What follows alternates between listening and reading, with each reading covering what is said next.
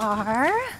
Do you like our little cabin by the woods? It's so off-grid. Wala nang makakita sa atin dito. Ano palang nangyari sa'yo? Bakit hindi ka pumunta doon kina Brendan? May importanteng bagay akong inayos. Ano?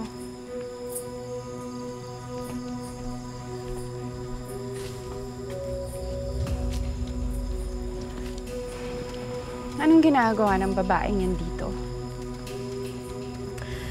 Asawa ako ni Anton. Yun ang sagot. Meli, pwede ba?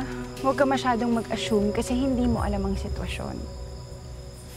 Rhea, huwag mo naman ang awayin si Millie. Ako ang nagdala sa kanya dito. Bakit?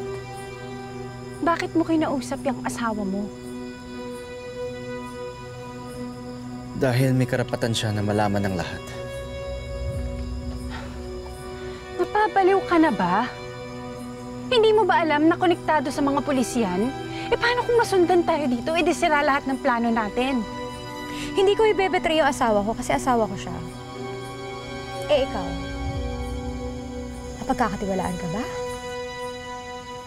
Isa lang ang goal namin ni Anton. Mapabagsak si Brendan.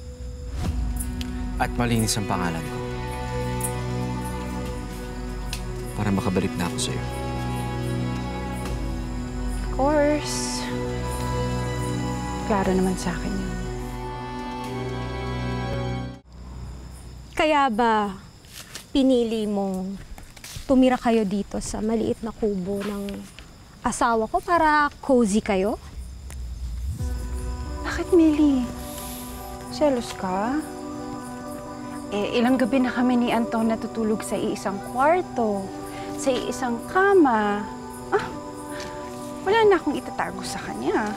Nanadya ka talaga, ha? Rhea, hindi ka nakakatulong. Eh, siya nagsimula.